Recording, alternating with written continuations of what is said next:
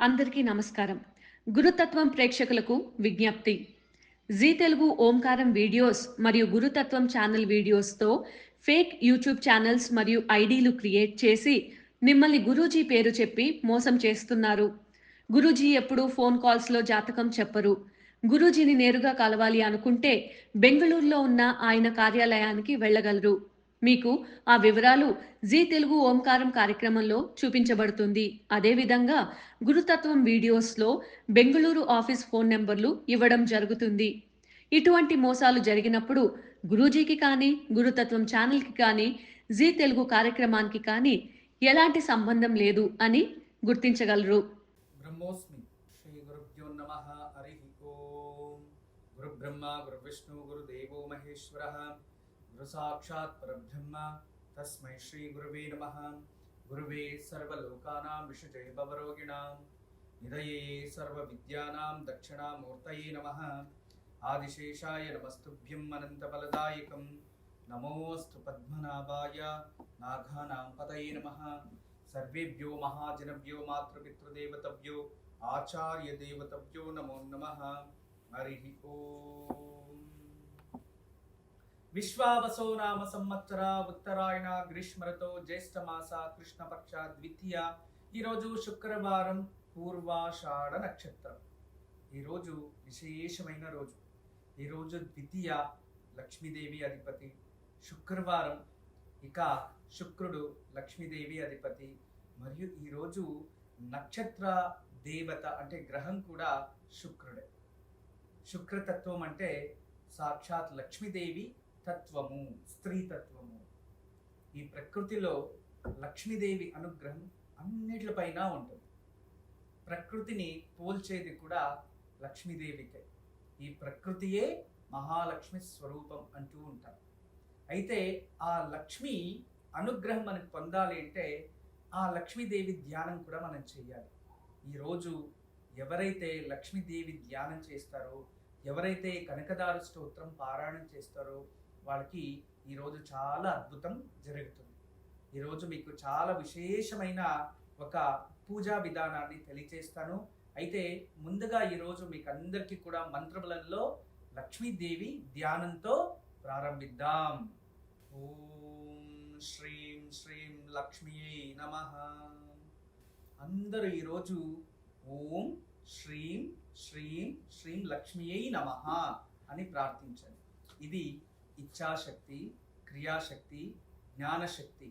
ఈ మూడు శక్తుల్లో కూడా ఆ మహాలక్ష్మి స్థిరంగా ఉంటూ మనల్ని వాటి నుంచి జయించడానికి, మన సంకల్పం సిద్ధించడానికి అనుకూలం అవుతుంది.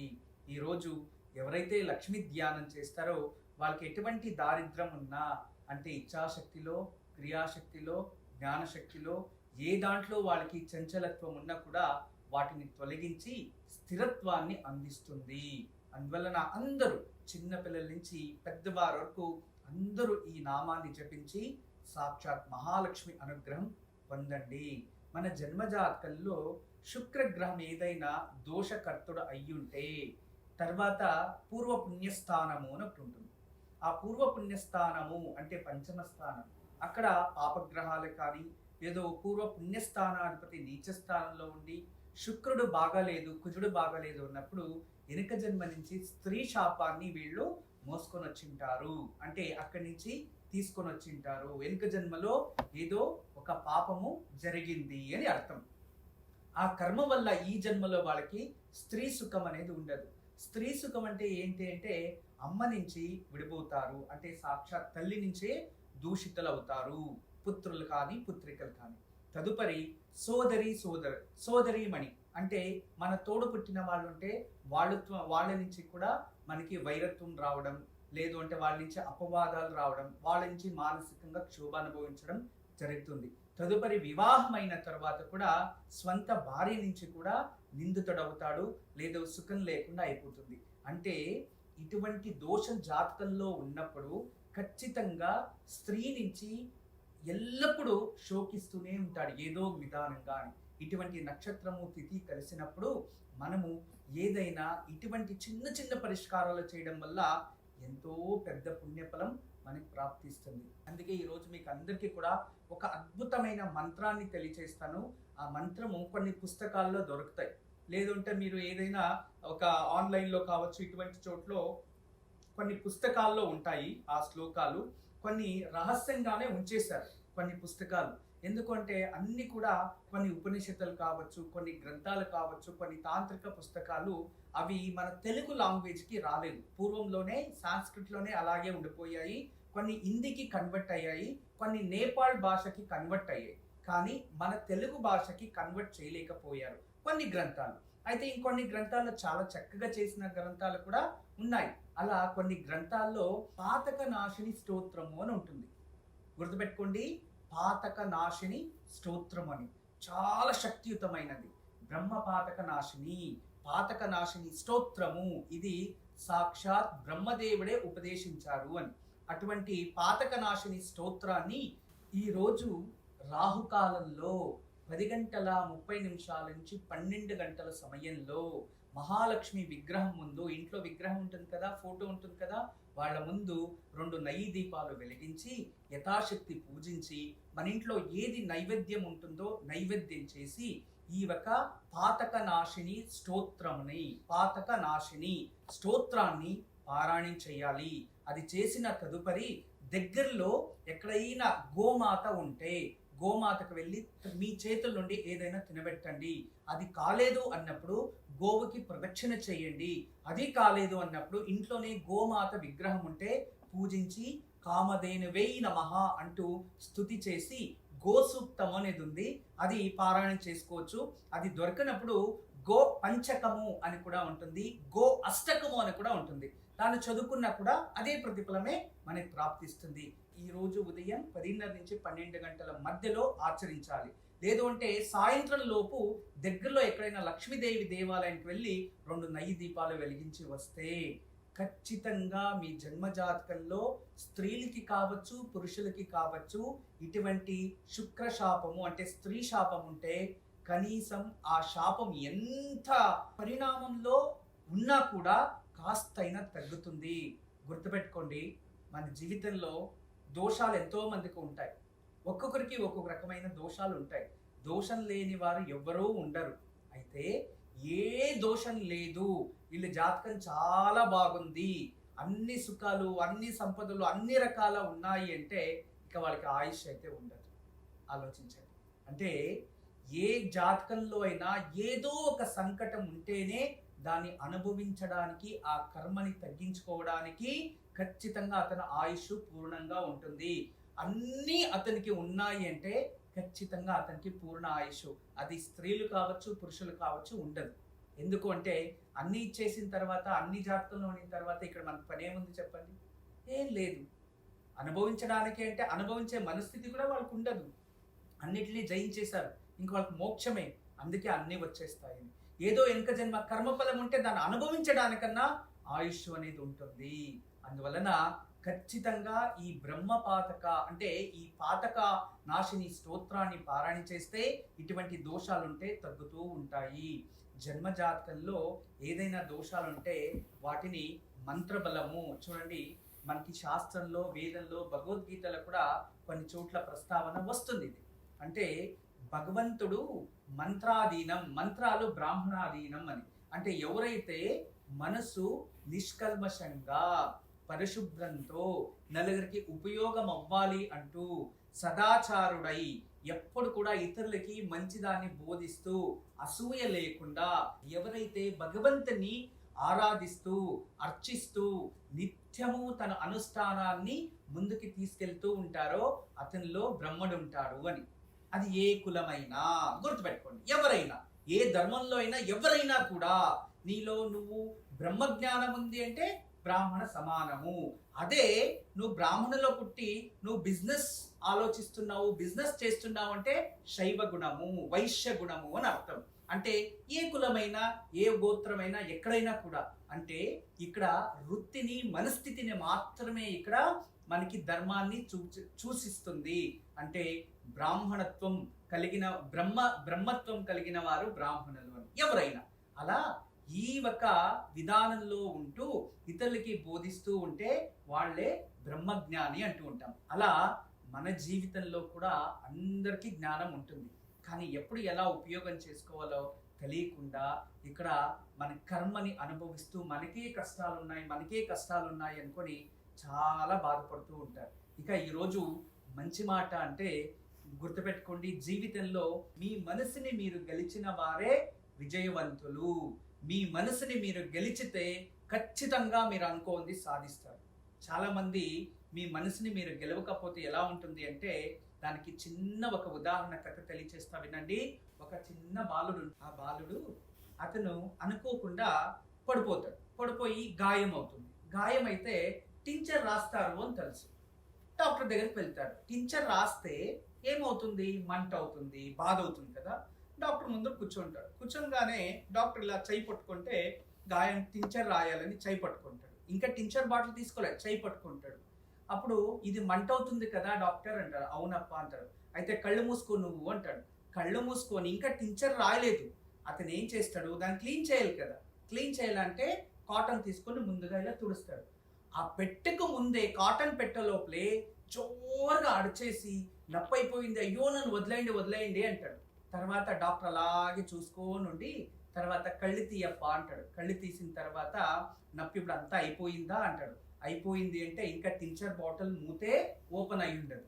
అంటే ఇంకా ఆ ఒక టించరే పోయలేదు, ఆల్రెడీ అర్చేశాడు. అర్చేసిన తర్వాత నేను ఇంకా దానిపైన టించరే వేయలేదు, అప్పుడే నువ్వు అర్చేసావు, నీ అంతటి నువ్వు అంత మంట అయిందా, నీకు అంత బాధ అయిందా అంటే అవును డాక్టర్ అంటారు. ఇదంతా కూడా నీ మనసుకు మాత్రమే, నాకు ఏమి అవ్వదు అనుకో, అది వేస్తే కూడా ఏమి అవ్వదు అని తెలియచేస్తాడు. తదుపరి ఆ టించర్ తీసుకొని అతని కళ్ళు చూస్తూ ఉన్నట్టుగానే దానిపై నిదానంగా అలా రాస్తూ ఉంటే అతని బాధ అని అనిపించదు. అంటే దాని అర్థం మన మనసు నుంచి ఏదైనా కొన్ని తీసేస్తే అది బాధ కానీ ఏదైనా కానీ తొలగిపోతుంది. అందుకే ఆ మనసుని జయించాలి అనేది. ఈ ఒక మాటలో ఉన్న సారాంశం ఒకటే, మన జీవితంలో మన మనసుని మనం గెలిచేస్తే మనం అనుకోంది సాధిస్తాం. మనసుకి తగినట్టుగా మనం వెళ్తూ ఉంటే ఏ దాంట్లోనూ స్థిరత్వం ఉండదు. ఎందుకంటే మనసు చంచలత్వం అనేది ఉంటుంది. క్షణము ఏది పడితే అది ఆలోచించి, ఏది పడితే అది ఊహించుకొని, ఏది పడితే అది బాధపడుకొని వాళ్ళకి వాళ్ళే నెగిటివ్గా మాట్లాడుకోవడం, ఇతరుల్ని దూషించడం, వేరే వాళ్ళని ఎక్కువ పట్టించుకోవడం, ఇవన్నీ చేసి తెలియకుండానే మానసిక క్షోభ అనుభవిస్తూ ఉంటారు. దీని అన్నిటికి కారణం మీ మనసే. అందుకే మనసుని గెలిస్తే ప్రపంచాన్నే గెలిచినట్టు. ఈరోజు నిత్య నక్షత్రం పూర్వాషాఢ నక్షత్రం, శుక్రుడు అధిపతి. అశ్విని మకామూల నక్షత్రం వారికి సంపత్తార, ఆర్థికంగా అభివృద్ధి అవడానికి చాలా శుభకరం, ఉపయోగం చేసుకోండి. ఇక భరణి పుబ్బ పూర్వాషాఢ నక్షత్రం వారికి జన్మతార అంత శుభం కాదు, జాగ్రత్తగా ఉండండి. కృతిక ఉత్తరాషాఢ వారికి ఈ రోజు పరమమిత్రతార అత్యంత శుభకరమైన రోజు. రోహిణి శ్రవణ నక్షత్రం వారికి మిత్రతార మీకు కూడా శుభకరమే ఉంటుంది, ఉపయోగం చేసుకోండి. మృగశిర చిత్త ధనిష్ట నక్షత్రం వారికి నైదన తార, ఇది అంత శుభం కాదు, జాగ్రత్త వహించడం చాలా మంచిది. ఇక ఆరిద్ర స్వాతి శతభిష నక్షత్రం వారికి ఈ రోజు సాధక తార ఉంటుంది, ప్రయత్నించండి, ప్రతిఫలం మీదే అవుతుంది. పునర్వసు విశాఖ పూర్వభాద్ర నక్షత్రం వారికి ప్రత్యక్ తార, ఇది అంత శుభం కాదు, జాగ్రత్త వహించడం చాలా మంచిది. పుష్య అనురాధ ఉత్తరాభాద్ర నక్షత్రం వారికి క్షేమ తార, ఈ రోజు అత్యంత శుభకరమైన రోజు, ఉపయోగం చేసుకోండి. ఆశ్లేష జ్యేష్ఠ రేవతి నక్షత్రం వారికి విపత్తార ఉంటుంది, జాగ్రత్త వహించడం చాలా మంచిది. ఈరోజు దివ్యమైన వాస్తు పరిష్కారం. మనకి ఇల్లు కట్టేటప్పుడు అక్కడ క్షేత్ర అంటే ఇల్లు కట్టేటప్పుడు స్థాన బలము అంటాం, స్థాన పరిశీలన అంటాం. మరియు అక్కడ ఎటువంటి మట్టి ఉంది అని కూడా ఆలోచిస్తూ ఉంటారు. ఎరుపు మట్టియా, లేదా తెలుపు మట్టియా, నలుపు మట్ట, ఇవన్నీ చూస్తూ ఉంటారు. అంటే వాటిలో కూడా గుణాలని చూస్తారు అని అర్థం.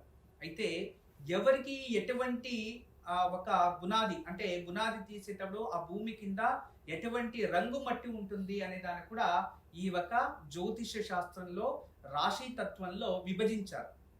ప్రతి ఒక్క రాశికి కూడా ఒక తత్వము అనేది ఉంటుంది, అటువంటి తత్వము అటువంటి వర్ణము అనేది ఉంటుంది. ఆ వర్ణానికి తగినట్టుగా ఆ భూమి ఉంటే వాళ్ళకి బాగా కలిసి వస్తుంది అని అర్థం. మీరు బాగా ఆలోచించండి, మట్టిలో వర్ణాలు ఉన్నాయా అని మీరు అనుకుంటారు, ఖచ్చితంగా ఉన్నాయి. ఎందుకు లేదు చెప్పండి వర్ణాలు? ఇప్పుడు బంకమట్టి అంటారు, నలుపు మట్టి అంటారు, ఎరుపు మట్టి అంటారు, తర్వాత తెలుపు మట్టి అని కూడా అంటూ ఉంటారు. ప్రతి చోట తనతనే, కానీ ఒక్కొక్క దాంట్లో ఒక్కొక్క రకమైన వ్యవసాయమే పండించగలరు, వేరే వ్యవసాయం పండించలేరు. ఆ మట్టికి తగినట్టుగానే పండిస్తారు. అంటే వర్ణాలు ఉన్నాయి అనే కదా అర్థం. అదే విధానంగా ఇల్లు కట్టేటప్పుడు కూడా వర్ణాలు అనేవి ఉంటాయి. రాశిలో కూడా వర్ణకూటమి అనేది ఉంది, విభజించారు. ఆ వర్ణానికి తగినట్టుగా ఆ ఇల్లు కట్టుకోవడానికి వాస్తు శాస్త్రంలో ఉంది. కానీ దాని ప్రకారం చాలా మంది కట్టలేరు. ఎందుకంటే ఎక్కడ వర్ణాన్ని చూసి ఇల్లు కొనడానికి అవుతుంది చెప్పండి? భూమిని చూసి అవ్వదు. దానివల్ల ఎక్కడో అడవిలో ఉంటుంది మంచి వర్ణపు భూమి, అక్కడ వెళ్ళి కట్టుకోండి అంటే వాళ్ళు కట్టుకోలేరు, అవ్వదు వాళ్ళ వల్ల. ఎందుకంటే అడవిలో మేము వెళ్ళి ఏం చేయాలి, మేము జనాలు ఉండే చోటు ఉండాలి అంటారు. దానికే ఆ వర్ణ దోషం అనేవి కూడా ఈ కాలంలో చాలా ఉన్నాయి. ఎందుకంటే వాస్తు ప్రకారం ఇల్లు బాగుంది, మంచి ముహూర్తంలో గృహప్రవేశం చేశారు, డబ్బులు అప్పులు లేకుండా ఇల్లు కట్టారు, అంత బాగుంది. ఆ ఇంట్లో మాత్రం వాళ్ళకి ప్రశాంతతనే ఉండదు. ఏదో తెలియని బాధ, ఏదో తెలియని శోకం, ఎప్పుడు నిరుత్సాహంగా ఉండడం, ఒకరైనా ఇంట్లో హెల్త్ ఇష్యూస్ వస్తూ ఉండడం, ఇలా ఏదో విధానంగా ఆ ఇంటి యజమానికి ఏదో విధానంగా శోకాన్ని అనుభవిస్తూనే ఉంటాడు అని అర్థం. అటువంటి సమయంలో మనం ఇంకేమీ చేయలేం. కాబట్టి ఒకటే మనకి ఆధార సహితంగా ఉన్న పరిష్కారం శ్రీవాస్తు యంత్రం. దాని ఇంట్లో తగిలించుకోవడం వలన, దాని ఇంట్లో పెట్టడం వల్ల ఏమవుతుంది, ఆ ఒక డివైన్ ఎనర్జీని అధికంగా ఉత్పాదన చేసి ఆ ఒక గ్రావిటేషన్ ఎనర్జీ పైన ప్రభావం చూపించి, మరియు మన శరీరం పైన సప్త చక్రాల పైన ప్రభావం చూపించి మనకి కాస్త ప్రశాంతతని అది అందిస్తూ ఉంటుంది. అప్పుడు ఆ డివైన్ ఎనర్జీ అంటే ఆ కాస్మిక్ ఎనర్జీ వల్ల అక్కడున్న వర్ణ దోషము తగ్గిపోతుంది. రేపు శనివారం తృతీయ ఉదయాన్నే ఉంటుంది, సాయంత్రం చతుర్థి, సాయంత్రం సంకష్టర చతుర్థి. అయితే రేపు ఉదయం తృతీయ కదా, విశేషమైన రోజు. తృతీయలో సరస్వతి పూజని చెయ్యాలి అంటుంది. శనివారం వేరే కలిసి వచ్చింది. ఎవరికైతే చెడు వ్యసనాలు, చెడు గుణాలు, చెడు ఆలోచనలు అధికంగా దేవుడి గదికి వెళ్ళినా ఎక్కడ వెళ్ళినా చెడే అడ్డొస్తుంది, చెడు కళలు వస్తూ ఉంటాయి, దేవుడి ముందు కూర్చున్నా మనసు చంచలత్వంతో చెడు ఆలోచనలు వస్తూ ఉంటాయి, చంచల స్వభావం ఉంటుంది అనేవారు రేపు ఉదయాన్నే సరస్వతి దేవి ముందు పాలు తేనె కలిపి నైవేద్యం పెట్టి తెల్లటి పుష్పాలతో సరస్వతి దేవిని పూజించి, సరస్వతి దేవిని అర్చించి, సరస్వతి అష్టకమోన స్తోత్రం వస్తుంది, అది పారాయణ చేసుకోండి. అది పారాయణ చేయడం కాకపోయినా దగ్గరలో సరస్వతి దేవాలయం ఉంటే వెళ్ళరండి, లేదా ఇంట్లోనే కూర్చొని సరస్వతిని భక్తి శ్రద్ధతో ధ్యానం చేయండి. ఖచ్చితంగా మీకు ఆ మనసులో ఏదైనా ఎక్కువ చెడు ఆలోచనలు, మనసుకి ఏదో తెలియని బాధ, ఏదో తెలియని ఒక చంచలత్వం ఉంటే దాని ప్రభావం తగ్గుతుంది. ఈరోజు సాయంత్రం మహాలక్ష్మీదేవి ముందు కూర్చొని తామర వత్తులతో దీపం వెలిగించి కనకదార స్తోత్రం పారాయణం చేసుకోండి. దీని వలన ఆర్థికంగా అభివృద్ధి చెందుతారు. అంతేకాదు, కనకదార స్తోత్రం పారాయణం చేస్తే మనకు ఆర్థిక సమస్య ఏ దాని వల్ల వస్తుందంటే ఉద్యోగం లేని దాని వల్ల, కష్టపడిన ప్రతిఫలం లేని దాని వలన. అంటే ఉద్యోగస్తులకి ఉద్యోగంలో అభివృద్ధి, ఉద్యోగం లేని వారికి ఉద్యోగం కూడా లభిస్తుంది. అందువల్ల ఈరోజు తప్పకుండా తామర వత్తులతో నెయ్యి పోసి దీపం వెలిగించి కనకదార స్తోత్రం చదువుకోండి. లక్ష్మీదేవి అనుగ్రహంతో ఆర్థికంగా అభివృద్ధి, ఉద్యోగంలో ప్రగతి పొందండి. బ్రహ్మోస్మి. అందరికీ నమస్కారం. ఈరోజు మీకు అందరికీ కూడా శ్రీవాస్తు యంత్రం గురించి పరిచయం చేయడానికి వచ్చాను. శ్రీవాస్తు యంత్రం మీరు చూస్తున్నారు, శ్రీవాస్తు యంత్రం. ఈ శ్రీవాస్తు యంత్రం ఈ విధానంగా 9 ఇంచెస్, ఇలా 9 ఇంచెస్, ఇలా 9 ఇంచెస్ ఉంటుంది. తదుపరి బ్యాక్ సైడు ఇలాంటి 9 చక్రాలు ఉంటాయి. ఫ్రంట్ ఈ ఒక గ్లోబ్స్లా ఒక 9 డాట్స్ ఉన్నాయి చూడండి, ఇలా 9. ఇది శ్రీవాస్తు యంత్రం అనేది ఒక కాస్మిక్ ఎనర్జీని అట్రాక్ట్ చేసుకుంటుంది, నెగిటివ్ ఎనర్జీని ఇంట్లో నుంచి బయటికి తరిమేస్తుంది. ఇది మీకు అందరికీ దానికి పరిష్కార మార్గంగా నేను ఇవి సూచిస్తున్నా. ఎందుకంటే చాలామంది పిల్లలు సరిగా చదువుతలేదు, ఇంకొకరు మా ఇంట్లో ప్రశాంతత లేదు, భార్యాభర్తల మధ్యలో సఖ్యత లేదు, దేవుడి గదిలో సరిగా పూజ చేయలేకపోతున్నా, ఇంట్లో ఏదో తెలియని బాధ అనిపిస్తుంది, మా ఇంట్లో ఎప్పుడు కూడా ఏదో తెలియని ఒక శ్మశానంకి వెళ్ళినట్టు అనిపిస్తూ ఉంటుంది, మా ఇంట్లో కలగానే ఉండదు ఎప్పుడు కూడా. ఇక మా ఇంటికి చాలామంది వచ్చిన వాళ్ళంతా వాస్తు దోషం అని చెప్తూ ఉన్నారు, మేము ఏం చేయాలి అని ప్రశ్నిస్తూ ఉండేవారు. వాళ్ళందరికీ కూడా ఒక మార్గోపాయం చాలా రోజుల తర్వాత రీసెర్చ్ చేసి ఇప్పుడు ఈ శ్రీవాస్తు యంత్రాన్ని మేము చూపిస్తున్నాం. ఈ శ్రీవాస్తు యంత్రాన్ని ఎప్పుడైతే ఎక్కడ ఫాల్ట్ అనిపిస్తుందో అక్కడ ఒక మేక కొట్టి తగిలించాలి అంతే. పిల్లలు చదువుతా లేదు, చదివే రూమ్లో పిల్లలు ఏకాగ్రతగా చదవాలి అనుకుంటున్నారా, అక్కడ ఒకటి తగిలించండి. మీరు నిద్రించే ఒక రూమ్లో మాకు సరిగా నిద్ర వస్తా లేదు, పడుకుంటే చెడు కళలు వస్తున్నాయి, నిద్రించే గదిలో ప్రశాంతత లేదు అనిపిస్తుంది, అక్కడ ఒకటి తగిలించండి. లేదు ఎవరో వాస్తు దోషం అని చెప్పారా, ఇంట్లో వాస్తు దోషాని కోసం ఇంటి హాల్లో ఒకటి తగిలించండి.